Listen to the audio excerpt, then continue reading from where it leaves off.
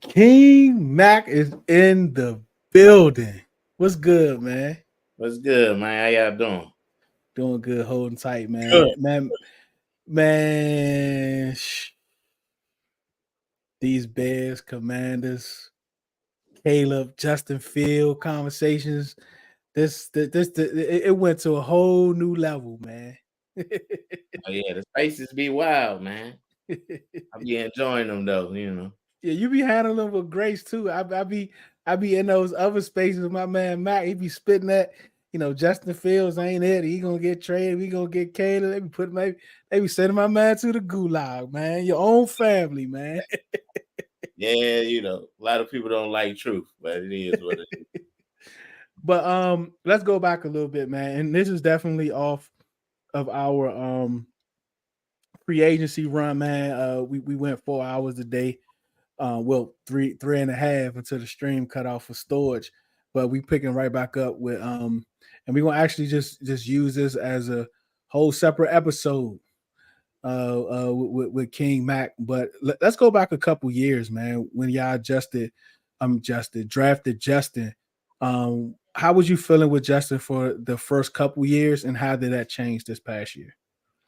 I was positive about it. As a matter of fact, I do a podcast. It's called the Bad Guy Radio, and I had a couple of Bears fans on there that do podcasts as well, and I was excited about it because, first of all, I thought he was the most talented quarterback we've ever seen as far as in the Bears uniform. And then I never thought personally that the Bears would draft a brother. So it was like twofold for me. The fact they got a brother and then he was very talented as well. And he was gonna be the face of the franchise of the organization. So I was excited about it, man. I didn't have any issues with it whatsoever. Ceelo, Ceelo wanted us to do everything that we possibly could to go up and get Justin. He's definitely mentioned that a few times, to say the least. Yep. But his when he first came, what was the system like? And I think it was Matt Nagy was the one that was there when they drafted him, right? Yeah. Nagy was there, and Ryan Pace was the general manager at the time. I believe he's with the Falcons now. And I think it was kind of like some tension with the two. I think Pace wanted him to kind of start right away, whereas Nagy didn't think he was ready, or Mm. maybe it wasn't the best situation for him or whatever. So I think that was the issue his rookie year because I don't think he got that many reps like with the first team. As a rookie when he first got here, like doing camps and stuff, he wasn't getting majority of the reps with the first team. And I think Nagy kind of coming from Kansas City, seeing how Kansas City did it with Mahomes. And I think that's kind of how he wanted to do it with Fields, as far as like let him sit a year, let him learn. But unfortunately, it didn't work that way because I think who was it, Andy Dalton at the time? He got injured or something like that. So That's interesting, DT CeeLo. I mean, I didn't know that. Um, wow. So he would have sat if Wishcon didn't get hurt. It was a kind of like a Tyrod Taylor and Herbert type thing. yeah, I think if Andy didn't get hurt, I believe Justin Fields definitely would have sat because he sat up until that point. You know what I mean? And then I think his first legitimate start came against the Browns, and the Browns totally like destroyed him. They destroyed the team in general. So I don't think I think Nagy, and I know Bears fans that hate me for saying this, but I think actually Nagy leaving was one of the worst things for him because I think Nagy actually had an ideal of kind of how he wanted to develop Fields or bring him along. I think the tension was he was a first round pick. Of course, the Bears season wasn't going well. He generates a lot of excitement. So I think it was some tension between Nagy and the front office of like how they should go about with Justin Fields. How hearing that CeeLo, like, does that change the perception of Justin Fields starting out at all? Because obviously Nagy, coming from where he came from, didn't think that Justin was ready. I know. I think it's an unfortunate situation. Can y'all hear me okay? Mm-hmm. Yeah.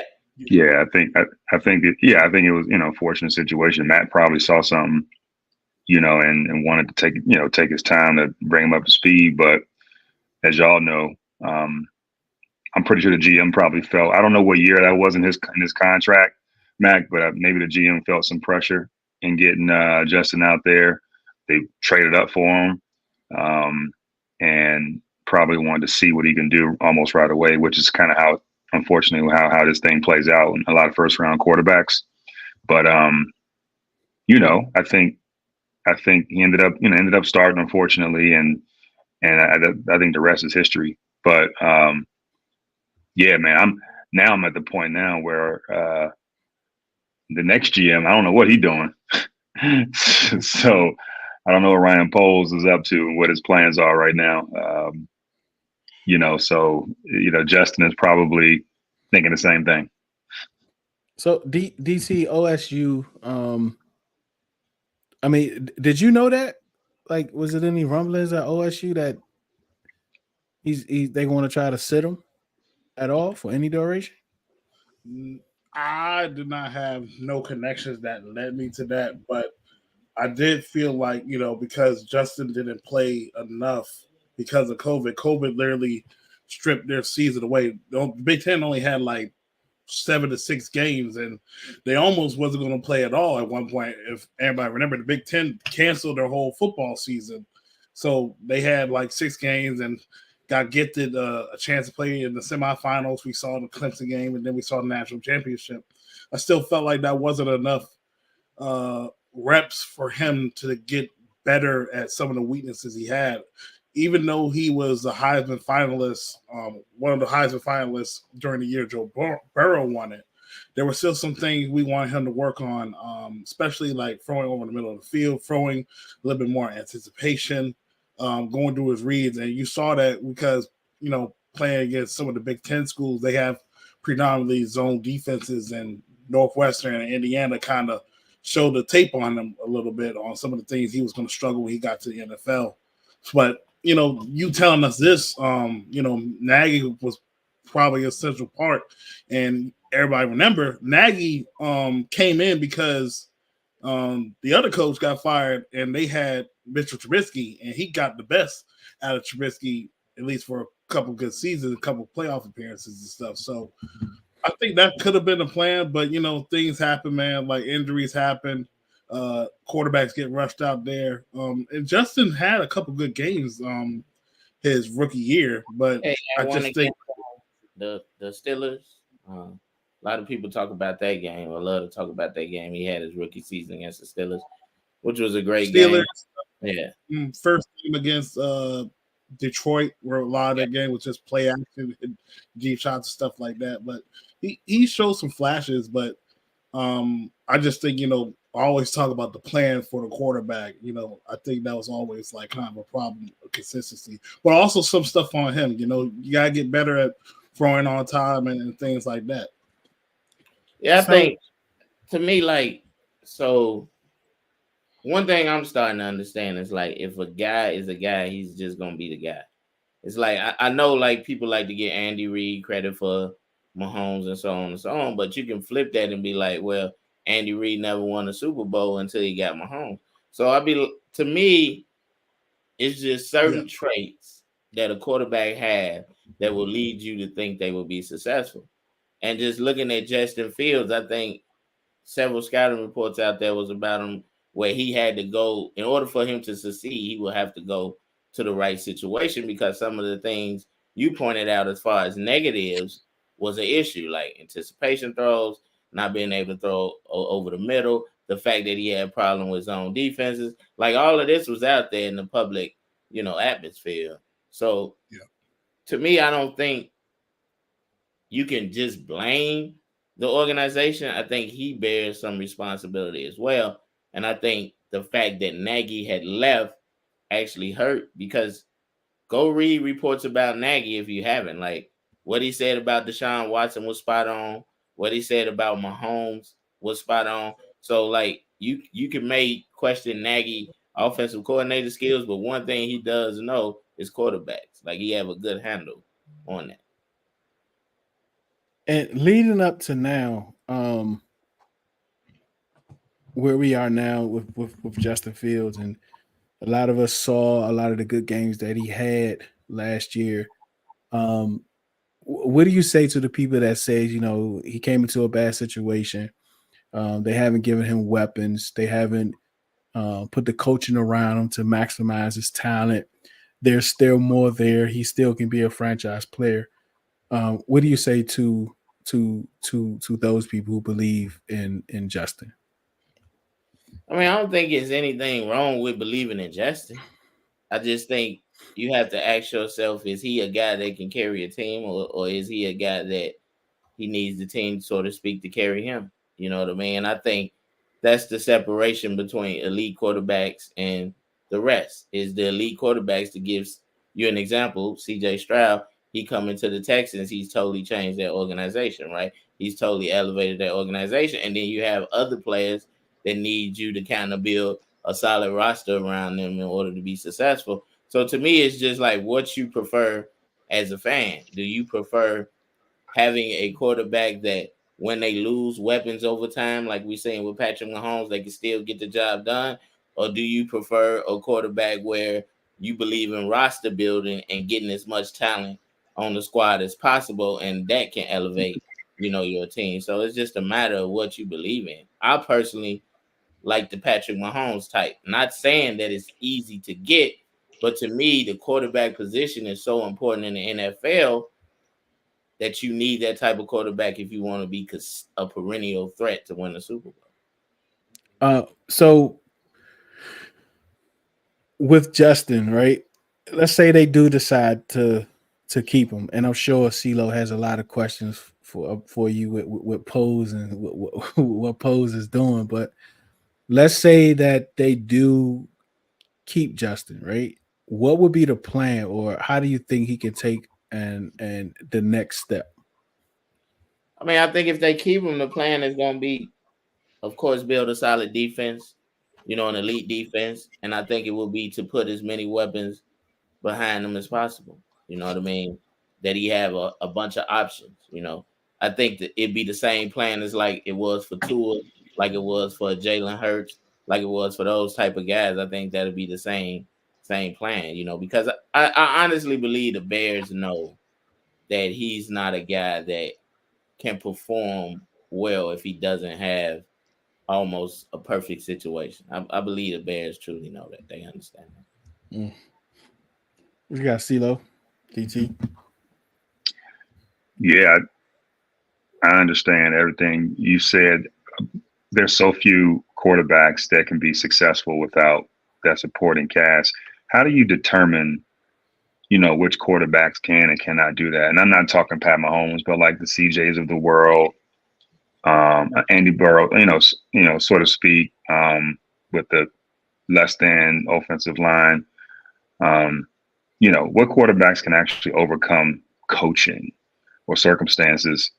And do you feel like Chicago at least did enough to unequivocally say, you know what, he just ain't got it, and therefore we got to go and go to the next guy. Like, how do you strike that balance and figure out which direction you can go with confidence? But I give you an example. To me, it like I believe Fields was that guy. Like I wholeheartedly believe that. I thought he was special. I thought he was very talented. Just going up to 2022 season where he didn't have too much around him. He didn't have anything around him at all. I was actually one of the people beating the drum like he don't deserve too much criticism at all. I didn't think Getsy deserved any criticism as well because I didn't think Pose had put enough around them in order for them to be successful. I honestly still believe Getsy don't deserve that much blame because things he needed for his system to work, Pose never really got him. Like he needed a true X receiver. He didn't get that. Let's be honest, Justin Fields is not a great processor. In that type of system, you do need a guy that's very good at processing. So to me, Getsy didn't have the tools he needed for his offense to be successful. What I'm learning as far as when it comes to quarterback is more about traits. Like how mechanically sound is a guy? How does he processes a football field or a defense? How quick can he get rid of the ball? How well does he handle pressure? When everything breaks down around him, how creative can he be? To me, that's what tells you if you have that guy or not. That's why I'm excited, so to speak, for Caleb Williams, because everybody says a guy or a quarterback can't handle pressure in his face or coming up the middle. Where if you watch USC most of the season, he got pressure consistently up the middle in his face, and he still put up numbers. He still handled it fairly well. When you look at any great quarterback, they're able to handle those type of situations when things ain't perfect. Well, you look at Stroud, it was his processing, right? It was his quick release. It was his pocket awareness. Those tells you whether a quarterback can be elite or not, or they could carry a team. And I think sometimes people just overlook that, or they get lazy and they scouting and they see a guy that's just very, very talented, and they be like, okay, the things we don't have, we believe we can fix those things. And the truth of the matter is, these guys been doing what they doing now for years, so it's hard to change somebody bad habits. Man, that's interesting, man. What do you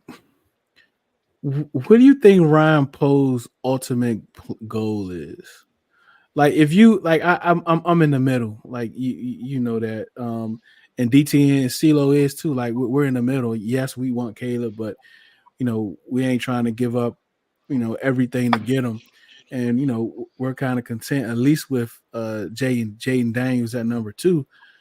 But like, looking from both sides, there are arguments from both sides that they're going to trade him or they're going to keep him, depending on which side you are. And today, kind of checked off some teams that he could have possibly went to yesterday and today with the Steelers. So, what do you think the ultimate goal is with Pose? I mean, when he got hired, one of the things he stated was he wasn't going to build through free agency, and that he believed in building a team through the draft.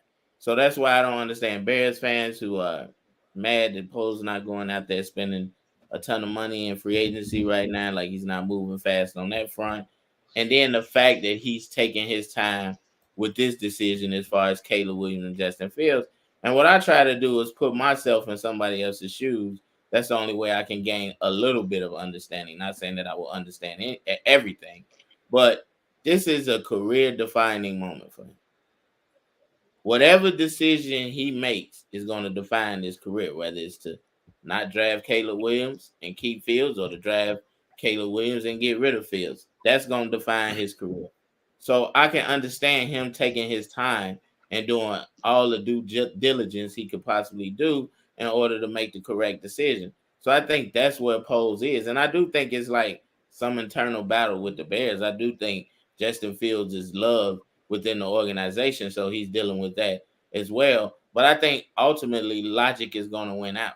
To me, it's going to be very, very tough to pass up on a kid that many people believe is a generational talent, and he happens to be that generational guy, and you passed up on him. That's a tough to live with. That's a hard decision to make. So yeah, man, because I've been told, like DT, I've been told Caleb is the best prospect in the last 50 years. Like, so I don't know how do you pass up on that for a guy that everyone doesn't have faith in. You got anything, DT? Yeah, so you guys also use one of your draft picks to trade for a center. So you guys are kind of not in a rude way, kind of scarce with y'all picks right now. So a lot of people are speculating possibly that's where it's incoming with a trade. If you wanted to trade, would you rather trade with the first pick, or you rather trade with the 9th overall pick? So my stance always was, if Poles doesn't come away with Caleb Williams or Marvin Harrison Jr., he should be fired. That's always been my stance, right? And I'm not gonna come up off that stance now. I believe in the NFL, you win with blue chip talent. You know what I mean? And to me, continuously moving back just for the sake of gaining picks makes no sense because when I'm a kind of a numbers guy. When I look at statistics and it says that after you get past this certain point, the likelihood of you actually drafting a successful player is not good, then to me at that point picks really don't matter. Not saying they don't have no value, but the likelihood of you actually hitting is not good. So that's the standpoint I look at it. So if he's going to trade a pick, I would rather for him to trade the 9th pick, and I would rather him do what he needs to do as far as getting a great talent with the first pick. Is there any way you see Justin there as a backup to Caleb Williams? I think that I can't see it. I think that'll be too toxic. Like I think that'll be too volatile, even for the locker room. That's a situation I wouldn't want to bring a rookie quarterback into. So I believe if Justin Fields is there when the draft happens, I believe Justin Fields is going to be the guy, and Caleb Williams will not be drafted by the Bears. And it's a likelihood of a trade or something happening for that first pick. But if Justin Fields gone, there's no doubt in my mind that Caleb Williams will be the pick. What teams do you see that's kind of out there? I mean, we were talking having a conversation earlier about possibly the Rams. I know McVay will love them. Cal might take a chance on him, like for a backup to sit. Outside of them teams, or do you like those teams? Any other team you see that could possibly move to Justin? And don't say Commanders either. No, I wouldn't do y'all like that, man. I would. I don't. What y'all guys say? Knew everything or something. Y'all. So I'm pretty sure y'all won't know everything. To be honest, I don't know what team would suit Fields.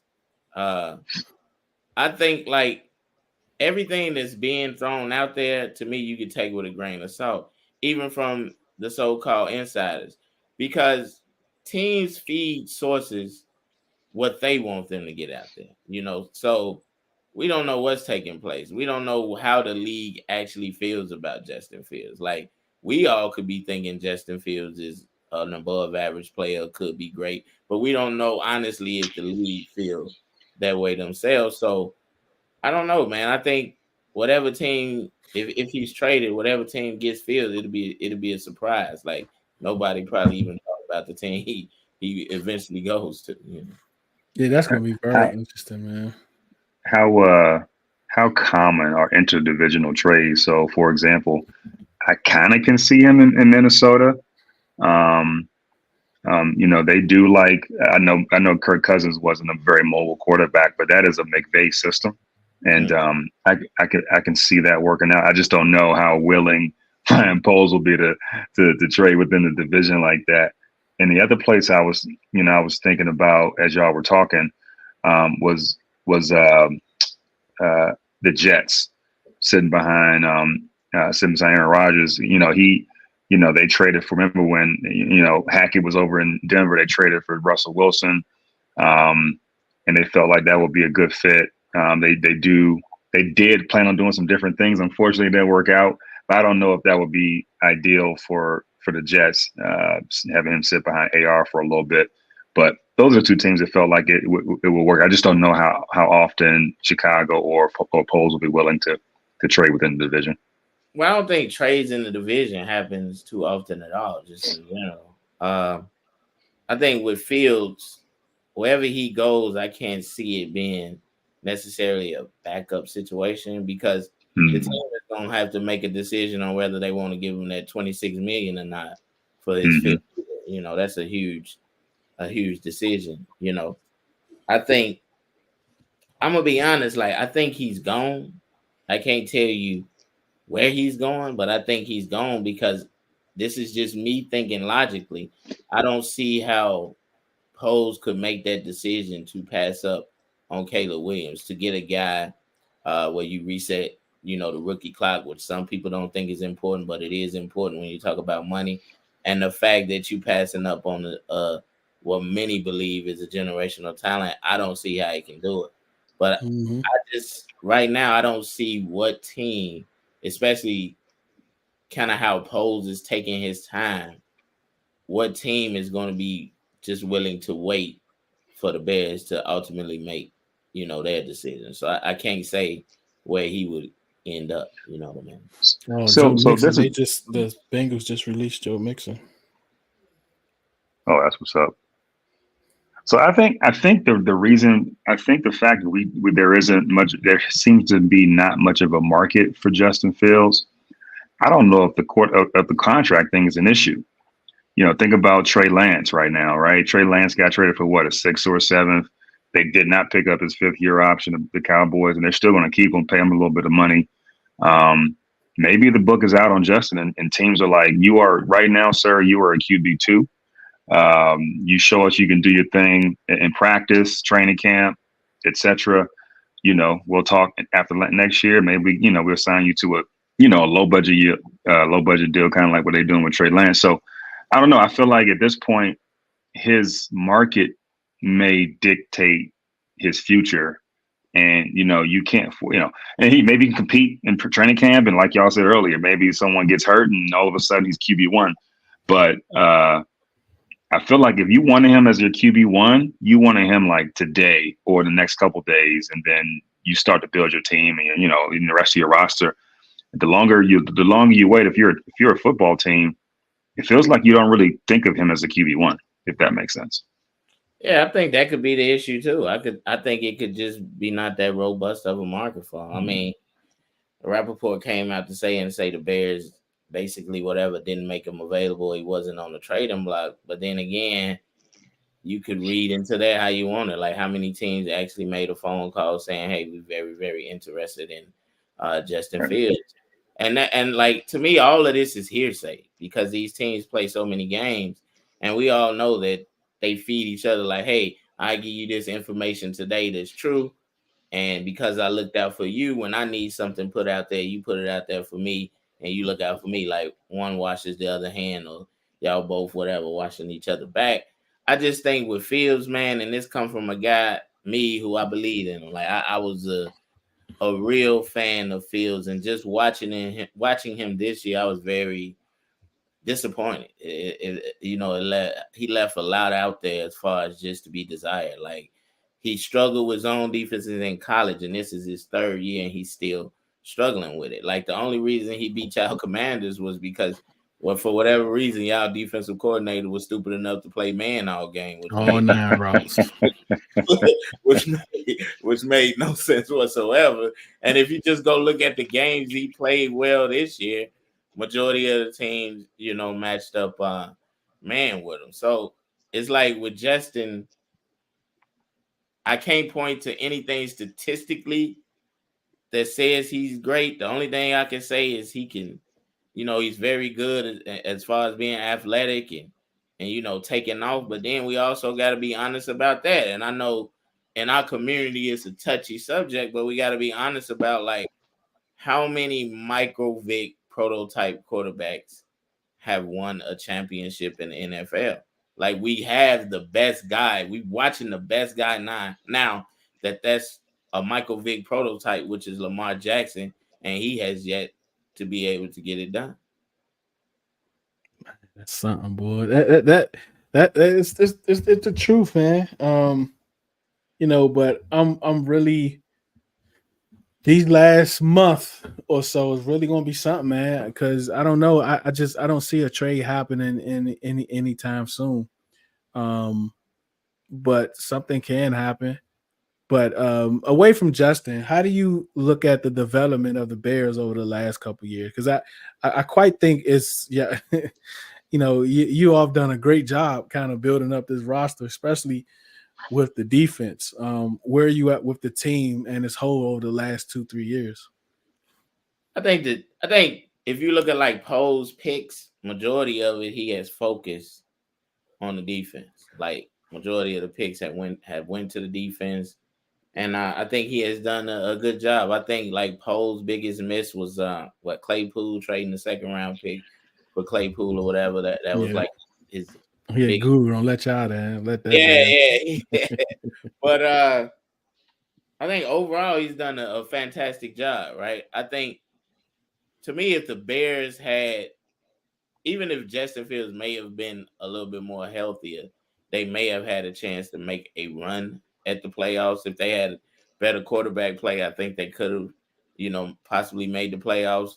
Uh, the defense was like the top scoring defense in the league. I believe they went all the way from like 26th in the league to 12, somewhere around there. So I think he's done a solid job building the roster. I think, now he need to take care of the O-line a little bit more. I think he did a good job as far as getting, DJ Moore, which is a great weapon at wide receiver, and he got a solid tight end in Cole Kmet. Of course, he can always get another one, but I think it's pieces there to help a young quarterback, if they decide to go that route, for him to be successful, because it's not like he's coming into a normal situation like the Panthers was last year, as they got the quarterback, the young quarterback they got, So I think the pieces are there for them to be successful. I still think Detroit, to me, is the best, in the North, and then probably the Packers, I would say, is second. Yeah, we definitely going to have you back in the during training camp when all the pieces are pretty much together. Of course, we'll see what happens with the trade. I don't know, man. I might call you in the trade because we usually run a draft day pod also for like 4 or 5 hours. So I don't know, man. I might tag you if something happen, man. Have you come on and oh yeah. I definitely mean, talk if about y'all it. get Caleb, I think I got a Centellia jersey or Yeah. something. If we get Caleb, I think Telly got a Centellia jersey or something like Yeah. that. Yeah, but I appreciate you guys having me on. Hold man. on. Before you go, I know you like talking about winning quarterbacks. What you think about Kirk Cousins' deal? I thought that was smart for Atlanta. You know what I mean? Like, he's a great regular season quarterback. Well, I won't say great, but good. He's a good regular season quarterback. It's just when the playoffs happen, it's a different story. Kind of like Dak. Dak in y'all division, so y'all know how Dak perform in the regular season, and then when it comes to crunch time, he get a little jittery. He's not the same. you know, you know how it go, man.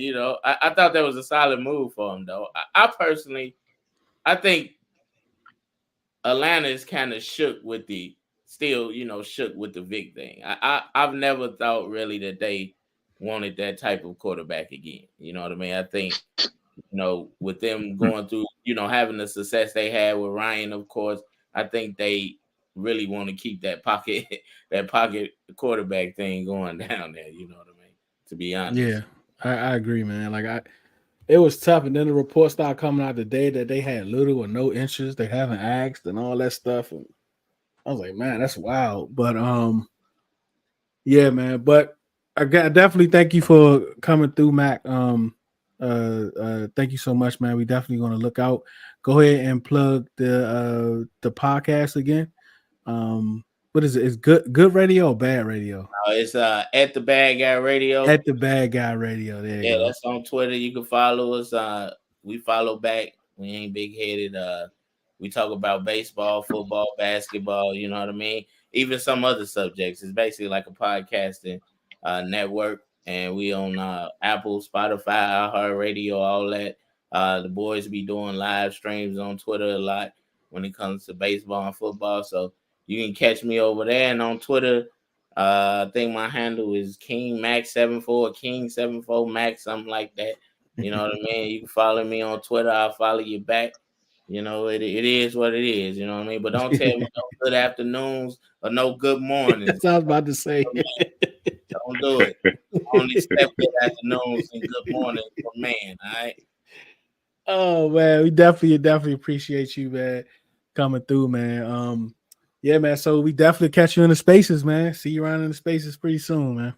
Absolutely appreciate it, brothers. Peace out, man. Oh, because you're a big baseball guy too. I forgot, but that's nowhere near my lane. Like I don't even know if anybody on our team are more than just casuals when it comes to baseball. So, yeah, I won a championship in 2019 or something. Yeah, and I celebrated too. Yeah, pretty good. But Guru is high in baseball though, so maybe one day we could stop talking about football. We could get Guru to talk some baseball with you. Oh yeah, and I had no problem bringing you fellas on either. So Yeah, most definitely, man. All right, brothers. All right, brothers, take care, man. All right.